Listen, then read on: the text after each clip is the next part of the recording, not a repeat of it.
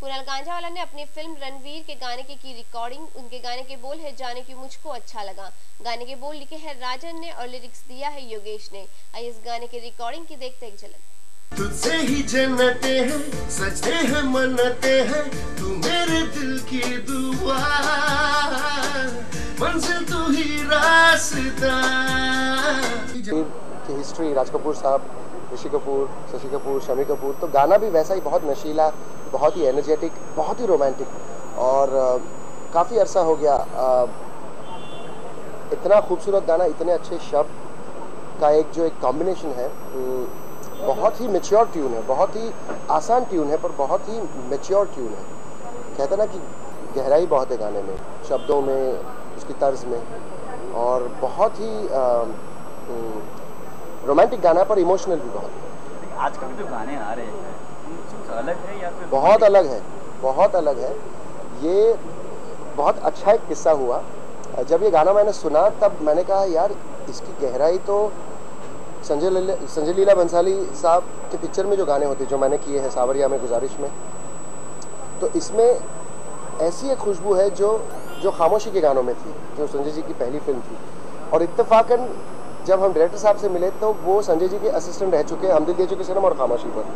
तो ये बहुत एक कोइंसिडेंस हुआ जहाँ उन्होंने कहा कि मैं बहुत रिस्पेक्ट करता हूँ उनकी, और डायरेक्टर साहब कहे कि मैं तो असिस्टेंट रह चुका हूँ उनका, तो एक्चुअली ये गाने मैं रिकॉर्ड करने के बाद सीधा उनके पास ही ले जा रहा हूँ। तो ये बहुत ही ब्यूटीफुल कोइंसिडेंस था कि इस दर्जे का गाना आज रिकॉर्ड हो रहा है।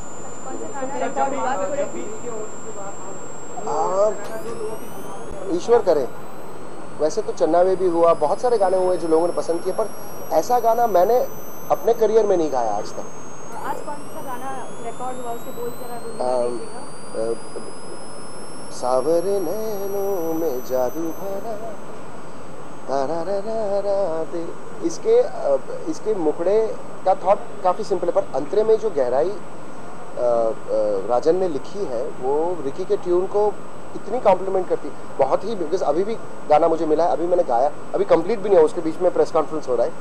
तो अब डायरेक्टर को ये कश्मकश हो रही है कि मैं फर्स्ट अंतरा शूट करूँ या सेकंड अंतरा शूट करूँ, ऑडियो में तो दोनों रहने वाले। तो ये लेवल का एक्साइटमेंट, ये लेवल का एक जोश अभी हमें महसूस हम कर रहे हैं फिलहाल। उन्होंने क्या बात है कि गानों के जो पहले बोल थे, पहले के जो गाने उनके बोल थे वो आज भी कर्णप्रिय लगते हैं, आज भी सुन सकते हैं, बट आज वो बात रही नहीं। ये गाना का लगेगा, और ये गाना अगर आप इसकी रिलीज होने के बाद अगर आप ये इस गाने के एक्चुअल लिरिक्स अगर आप सुन के अगर लिखेंगे तो आपको ये लगेगा कि ये शायद मजरू साहब ने लिखा है या फिर ये आनंद बख्शी साहब ने लिखा होगा, और राजन ने उस लहजे का गाना लिखा है। आई एम ऑनर्ड, क्योंकि मैंने कभी रिकी के साथ काम नहीं किया, और वो रिकी भी, उसकी नस्ल भी ऐसी है कि वो जो लेजेंड लिरिसिस्ट योगेश जी हैं उनके भतीजे हैं। और तो मैं सरप्राइज़ नहीं हूँ। आप पुराने गानों की बात कर रहे हैं, ये बिल्कुल इसकी रूह उस ज़माने की है। ये 70s, late 60s, early 70s का गाना है, पर इसका प्रोडक्शन और इसका जो एक ढांचा है, उसको जो अरेंजमेंट किया है वो आज का किया है, पर ये मेलोडी बिल्कुल क्लासिक। मुझे लग ही नहीं रहा है कि हम 2012 के युग में ये गाना कर रहे हैं। मुझे लग रहा है कि हम लोग ये मिड 80s में रिकॉर्ड कर रहे हैं, बड़े वाले महबूब या फिल्म सेंटर में या ऐसे कोई स्टूडियो में। पुराने गानों को रिमिक्स किया जा रहा है, आपको क्या लग रहा है कि कहाँ तक ये सही है, पुराने गानों को रिमिक्स करना? मुझे लगता है कि अगर हम रीमिक्स करके उसे, हम रीमिक्स ना करें उसे, हम उसका वर्जन भी ना बनाएं, पर हम उसको जैसे इंटरनेशनली वेस्ट में हम कहते हैं उसे कवर करें। कवर करने का मतलब कि एक पुराना गाना सुन के मेरे दिमाग में उस गाने की क्या छवि आ रही है, उस छवि को अगर हम दर्शाएं अपने एक गाने में। सो अगर हम अमर प्रेम की गाने की बात करें, अगर हम चिंगारी की बात करें, तो चिंगारी गाने की जो छवि पंचम दा ने, किशोर दा ने और बख्शी साहब ने जो की है वो अमर है। उस गाने का इम्प्रेशन मेरे दिमाग पे क्या है, अगर वो मैं रिकॉर्ड करके दिखाऊं जो गाने से थोड़ा हटके या फिर बहुत अलग हो, तो वो करना आई थिंक एक नई चीज़ होगी, और वो करेक्ट है। बिकॉज जो किया है पुराना, उससे बेहतर तो कभी हो नहीं सकता, क्योंकि बहुत सुलझे हुए कंपोजर्स, राइटर्स, डायरेक्टर्स, वो पूरा एक बहुत सुलझा हुआ ईरा था। तो उसे उस तरह से पेश करने में बदनामी है या फिर उस पर तोहमत लगाना है। तो अगर उसे हम एक ब्रांड न्यू वे में, जहाँ उसका शायद बीट चेंज कर दे या फिर उसकी तर्ज हल्की सी हम चेंज करके हमारे जहन में उसकी क्या छवि है। जब किशोरदा गा रहे चिंगारी, मगर मेरे दिमाग में वो क्या सुनाई दे रही है, अगर वो हम पेश करें तो आई एम श्योर आप ये सवाल नहीं करेंगे।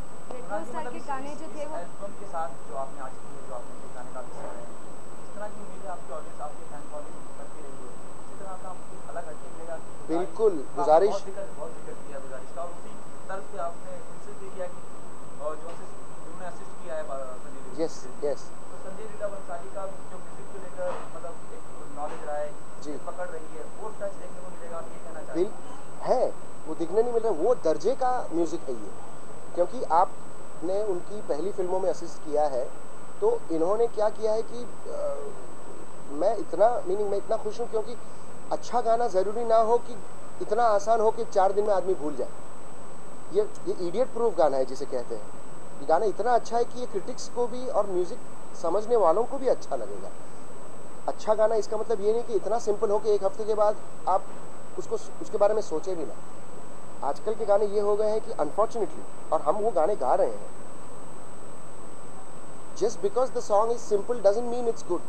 A simple song, an effective song, a hit song can also be a very intelligent song. तो ये वो गाना, ये this is a combination of a hit song plus a very intelligent song. Retro style के ज़माना पहले बहुत था, काफ़ी फेमस थे रेट्रो सॉन्ग्स। तो क्या आपको लगता है आजकल भी रेट्रो सॉन्ग्स जो है इसका ट्रेंड आ रहा है? जैसे फिल्म तलाश में एक गाना जो है रेट्रो स्टाइल का है। बिल्कुल, और बहुत खुशी है हमें कि रेट्रो वापस स्टाइल आ रही, क्योंकि ये कलर 10-15 सालों से हिंदी फिल्मों में दिख ही नहीं रहा है। शायद लास्ट ऐसा कुछ काम दिल चाहता में एक सैड गाना था, वहाँ दिखाई दिया, गुजारिश में फिर से दिखाई दिया, इसी तो अच्छी बात है, क्योंकि बहुत ज़्यादा आइटम, बहुत ज़्यादा उछल कूद के गाने अपनी जगह पे ठीक है, पर म्यूज़िकली एल्बम्स, बहुत कम एल्बम्स है जो आपसे एक एंटायर स्पेक्ट्रम पे बात करती है, खुशी, आइटम, सैड, गम, फिलोसॉफिकल। तो ये होना ज़रूरी है। ऐसे गाने आकर आई थिंक हमारी ऑडियंस, बिकॉज हम ट्रैवल भी करते हैं पूरी दुनिया में, अगर अमेरिका में है, साउथ अमेरिका में है, इंडिया के नॉर्थ में है, अब्रॉड दुबई जाते हैं, लंदन जाते हैं, तो लोग ऐसे गाने मांगते हैं। आज भी इंडिया के बाहर और बड़े शहरों को छोड़कर, हालांकि कलकत्ता, अहमदाबाद, महाराष्ट्र, ऐसे लखनऊ जो मैं परसों जाके आया, वहाँ आज भी लोग मेलोडी चाहते हैं। उछल कूद के गाने, हाँ ठीक है, थोड़ा बहुत डांस कर लेते, पर अगर गाने में मैसेज ना हो, गाने में लिरिक ऐसी ना हो जो उनको अच्छी लगे, जैसे गज़लें हैं या फिर शेर व शायरी, आज भी 95% of the world is wanting melody and good lyrics. What do you look into whenever somebody offers you to ask you to be a part of their album? I am hoping, I don't look, see, I come with an open heart, पर इस तरह से आप जब pleasantly surprise होते हो तो हमें फिर, हम तो ऐसे भी गाने को 200% हमें देना ही पड़ता है, क्योंकि लोग आवाज़ से गाना पहचानते हैं। लोग कहते हैं ना कि ये लता मंगेशकर जी का गाना है, ये उदित नारायण जी का गाना है। लोग ये नहीं कहते कि ये फला कंपोज़र, हालांकि गाना तो पहले कंपोज़र का ही होता है। तो हम आखिर में आते हैं और फिर गाना हमारे नाम से पहचाना जाता है, तो हमारे लिए बहुत जिम्मे का काम होता है कि गाने को 100% दें, और इससे कोई कंपोज़र या लिरिसिस्ट कम या ज़्यादा नहीं होता। पर अब ट्रेंड रहा है कि जब से हिंदी फिल्मों में गाने हुए हैं, आप कहते कि ये लता जी का गाना, ये आशा जी का, ये रफ़ी साहब का, आप ज़रूरी ये नहीं कहते कि ये शंकर जी का गाना है या मदन जी का, इससे वो उनका दर्जा कम तो नहीं हो जाता, पर जिम्मा बढ़ जाता है। पर ऐसे गाने आने पर हमसे ये 400% काम निकलवा लेता है अपने आप से, क्योंकि इमोशनल हो, हर चीज़ को बांधता सिर्फ इमोशन है। अगर गाना हमें यहाँ नहीं लगता तो हम कितना भी चाहे, हम उसे 100% से ज़्यादा नहीं दे सकते। तो ऐसे गाने आपसे 500% काम कराते हैं, और आपका कंट्रोल नहीं रहता इसमें, क्योंकि गाना अपना काम कर रहा है। आपकी अलग आवाज़ की वजह से आज आप जाने जाते हैं, पर यही आपकी शुरुआत में आपकी एक परेशानी बन गई जी। काफ़ी साल जब मैं अपना स्ट्रगल कर रहा था, आज भी करता हूँ, अलग तरह का स्ट्रगल। जब मैं आया तब मुझे अक्सर सवाल किए जाते थे कि आप किस तरह से गाते हो, आप किसकी तरह गाते हो। तो मेरे पास इस सवाल का कभी जवाब नहीं था, क्योंकि मैं प्रभावित हुआ रफ़ी साहब से भी, किशोर साहब से भी, मुकेश जी से भी, तलत साहब से भी, और मेरे वेस्टर्न म्यूज़िक के इन्फ्लुएंसेस बहुत सारे थे। ज़रूरी नहीं है कि सिर्फ अमेरिकन या यूरोपियन या ब्रिटिश, अफ्रीकन इन्फ्लुएंसेस भी बहुत थे। बहुत सारे वर्ल्ड म्यूज़िक को मैंने सुना तो मैं अगर किशोर साहब का गाना गाता था तो मेरे दिमाग में जो छवि थी वो मैं दर्शाता था और वो किशोर साहब से बहुत अलग सुनाई देता था। तो जब पहली बार मैंने अपने आप को सुना टेप पर 91, 92 में जब मुझे कोई पुरस्कार मिला था तो मुझे 2 गाने गाने का मौका मिला था तो मैं बड़ा चौंक गया था और मैं डिप्रेस हो गया था। मैंने कहा ये तो किशोर साहब की तरह या फिर ये रफ़ी साहब की तरह तो लग ही नहीं रहा है। तो तब मेरे पापा ने मुझे कहा कि लगना भी नहीं चाहिए क्योंकि आप तो हैं, आप ऑलरेडी हैं, तो अगर तुम उनकी तरह गाओगे तो फिर तुम नया क्या लाओगे। पर वो कन्फ्यूजन में मैं कुछ रहा क्योंकि मुझे हमेशा लगता था कि अगर किशोर साहब के रेडियो पे गाना बज रहा है तो अगर कोई भी गाएगा तो वो किशोर साहब जैसा ही लगेगा। उम्र का तकाजा भी था, मैं 16 साल का था तभी। फिर वो मेरा प्लस पॉइंट बन गया क्योंकि मैं चाह कर भी किसी की तरह नहीं गा सकता। तो 10-12 साल जब वो ट्रेंड चला था कि रफ़ी साहब की तरह के वॉइस, और अपने आप में वो बात जायज़ भी थी क्योंकि 50 साल तक ये लेजेंड्स गाते आए हैं तो हम सब के मन में छवि वही है कि या तो गाना रफ़ी साहब की तरह होना चाहिए या किशोर दा की तरह या मुकेश जी की तरह या मन्ना दा के या फिर तलब साहब की या फिर एस डी बर्मन जी की तरह या आर डी बर्मन की तरह। तो I think this is a compliment to the legends, पर and that became my minus point. पर आज इंडस्ट्री में सब यही कहते कि नहीं तेरे पास ओरिजिनल आवाज़ नहीं है तो फिर तेरे लिए जगह नहीं। तो ये आई थिंक ईश्वर का आशीर्वाद था। आपकी बायोग्राफी में पढ़ा था कि आप पहले सीए या एक्टर बनना चाहते थे। जी। तो क्या आप ऑन स्क्रीन दिखाई दोगे आगे चलकर? अब आगे क्या होगा आपको पता है, अगले 5 मिनट में क्या होने वाला है मुझे तो नहीं पता। तो बहुत सारे जो सिंगर हैं वो एक्टिंग में आ गए, जैसे कि मीका भी आ रहे हैं, शान भी अच्छी बात है क्योंकि बहुत सारे एक्टर्स गाने भी लगे हैं, बहुत सारे कंपोजर्स गाने भी लगे हैं। तो फिर वो जो लाइंस हैं वो मिट रही हैं क्योंकि अब इंटरनेशनली अगर देखो तो जिम कैरी हो या फिर बड़े से बड़ा एक्टर जो है वो अपने गाने खुद गाता है और जो बहुत सारे सिंगर्स हैं वो खुद एक्टिंग करते हैं। जस्टिन टिम्बरलेक से लेके ब्रिटनी स्पीयर्स से लेके प्रियंका जी तो बहुत ही अच्छा गाते हैं। I am so happy to hear her single song in my सिरे एंड तो वो सब आई थिंक वो जो लकीरें हैं वो सब मिट रही हैं। और क्यों ना, किशोर कुमार एक लिविंग एग्जाम्पल है, सहगल साहब एक लिविंग एग्जाम्पल है, मुकेश जी एक लिविंग एग्जाम्पल है। They all started as actors who could Singh